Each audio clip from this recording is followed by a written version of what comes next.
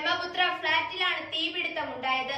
ഉടൻ തന്നെ തീ നിയന്ത്രണ വിധേയമാക്കിയതിനാൽ അപകടങ്ങൾ ഒഴിവായി. പാർലമെന്റിൽ നിന്നും 200 മീറ്റർ മാത്രം അകലെയുള്ള കെട്ടിടത്തിലാണ് തീപിടുത്തമുണ്ടായത്. രാജ്യസഭ എംപിമാർക്ക് അനുവദിച്ചതാണ് കെട്ടിടം. തീപിടുത്തത്തിന്റെ കാരണം ഇതുവരെയും വ്യക്തമായിട്ടില്ല. പാർക്കിങ്ങിൽ നിന്നാണ് തീ പടർന്നതെന്നാണ് നിഗമനം. 3 ഫ്ളാറ്റുകളിലേക്ക് പടരുകയായിരുന്നു. നിലവിൽ തീ നിയന്ത്രണ വിധേയമാക്കിയിട്ടുണ്ട്. ആളപായം റിപ്പോർട്ട് ചെയ്തിട്ടില്ല. ബാൽക്കണി പൂർണ്ണമായും കത്തിനശിച്ചു. എംപിമാർ മാത്രമാണ് താമസിക്കുന്ന ഫ്ളാറ്റാണിത്.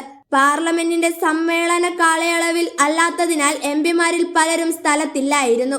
ഫയർഫോഴ്സ് എത്താൻ വൈകിയതിനെ തുടർന്നതും ആക്ഷേപമുണ്ട്. 30 മിനിറ്റോളം വൈകിയാണ് ഫയർഫോഴ്സ് എത്തിയതെന്നാണ് പരാതി. കേരളത്തിൽ നിന്നുള്ള 4 എംപിമാർ ഇവിടെ താമസിക്കുന്നുണ്ട്. കെപിസിസി വിശ്വാസ സംരക്ഷണ യാത്ര സമാപന ചടങ്ങിൽ കെ മുരളീധരൻ പങ്കെടുക്കും.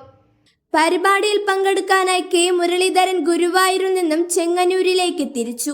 കാർ മാർഗമാണ് പുറപ്പെട്ടിരിക്കുന്നത്. 7 മണിയോടെയാവും കെ മുരളീധരൻ പരിപാടിയിലെത്തുക.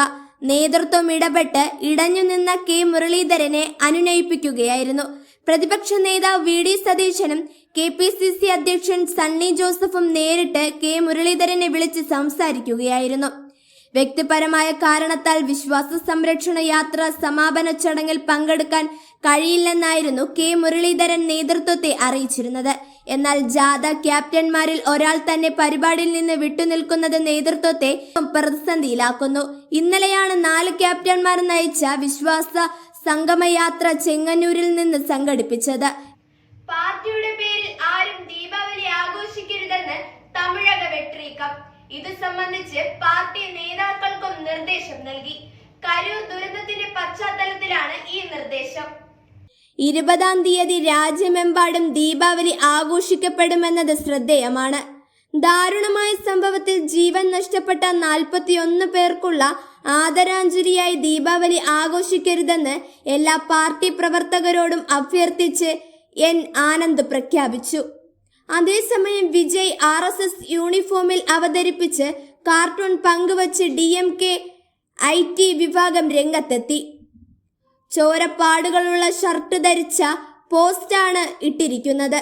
TVKയുടെ പതാകയുടെ നിറമുള്ള ഷോൾ അണിഞ്ഞ് RSS ഗണവേഷം ധരിച്ച് പുറംതിരിഞ്ഞു നിൽക്കുന്ന വിജയുടെ ഗ്രാഫിക് ചിത്രമാണ് പുറത്തുവിട്ടത്. ചിത്രത്തിൽ ചോരയുടെ നിറത്തിൽ കൈപ്പത്തി അടയാളങ്ങളും അവതരിപ്പിച്ചിട്ടുണ്ട്. കരൂർ ഇരകളെ വിജയ് അപമാനിക്കുകയാണെന്നാണ് എക്സ് പോസ്റ്റിൽ DMKയുടെ വിമർശനം. സ്ക്രിപ്റ്റ് തയ്യാറാക്കാത്തത് കൊണ്ടാണോ എത്താതിരുന്നതെന്നും പോസ്റ്റിൽ പരിഹാസമുണ്ട്.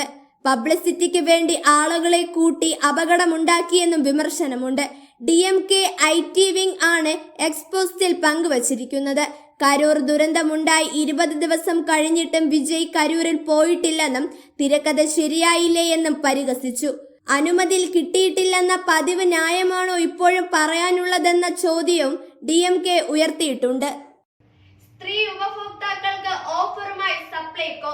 10% വരെ വിലക്കുറവിൽ സാധനങ്ങൾ ലഭിക്കും. സബ്സിഡി ഇതര ഉൽപ്പന്നങ്ങൾക്കാണ് ഓഫറുകൾ.